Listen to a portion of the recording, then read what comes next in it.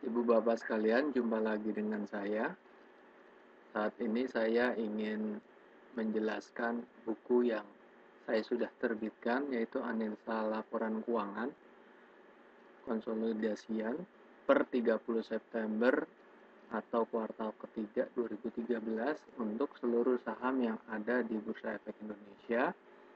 Jumlahnya total ada 484, dan untuk kesempatan ini saya memberikan contoh satu emiten, yaitu PT Benakat Petroleum Energy, yaitu perusahaan yang bergerak di oil and gas. Nah, perhitungan ini atau analisa ini kita untuk mencari nilai wajar saham sebagai pengambilan keputusan trading saham. Rumus ini kita gunakan dengan memakai atau mengacu rumus Benjamin Graham dan Warren Buffett. Dalam buku ini berisi beberapa item, mulai dari pendahuluan, rahasia investasi saham, analisa makro baik domestik atau global, profil industri migas, market analisis, analisa keuangan PT Benakat, analisa dengan kompetitornya, penjelasan stock valuation, dan analisa stock valuation, dan terakhir ada sensitivitas saham ini terhadap ekonomi makro. Di dalam pendahuluan kita juga menjelaskan bahwa rumus ini adalah merupakan intellectual property right penulis, yaitu saya sendiri. Itu ada sertifikatnya. Kemudian kita menjelaskan rahasia investasi saham secara sederhana. Memasuki analisa makro, kita melihat kondisi tahun lalu, Januari Desember 2013, pergerakan indeks harga saham gabungan IHSG, dan kita melihat share dari standar value di market sampai dengan datanya cuma sampai 2012 karena masih Bursa Efek belum keluar data 2013. Kita melihat parameter IGBY, itu Indonesia atau surat utang 1 tahun. Ini merupakan faktor penting dari sisi makro, ekonomi makro yang kita jadikan parameter. Kita melihat kenapa terjadi penurunan yang terjadi kan di semester 1 seperti ini, terjadi di semester 1 mulai penurunan adalah semester 1. Kita mengupas apa yang terjadi seperti interest rate, nilai tukar, foreign exchange reserve, external debt, current account, dan kemudian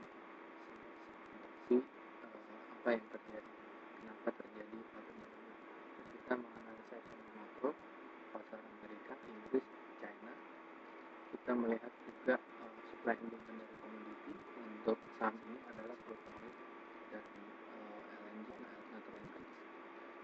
Berikut kita melihat sektor industri mining, apa yang terjadi, juga terjadi penurunan. Kita melihat share-nya berdasarkan market caps. Kemudian kita lihat siapa pemain-pemainnya. Kita lihat pergerakan atau historical dari market cap. Kita lihat volume, juga average growth daripada revenue dibandingkan industri average, dan kita melihat turun naiknya dari market cap sejak tahun 2010. Kita mengupas lebih dalam 3 tahun terakhir, 2011, 2012, dan per kuartal 2013. Kita melihat perkembangan ini Benakat, kenaikan sales yang luar biasa, begitu juga laba kotor, laba bersih. Free cash flow juga menaik luar biasa. Tadi kita neraca bahwa modal kerja defisitnya naik 10 kali, juga liquidation value naik 10 kali. Di sini terjadi return on equity yang naik, rasio-rasionya masih naik, tapi debt equity ratio naik 10 kali.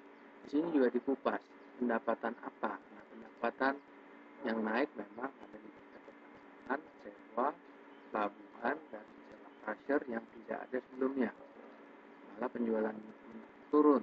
Jadi ada pendapatan di luar bisnis yang utama tahun lalu.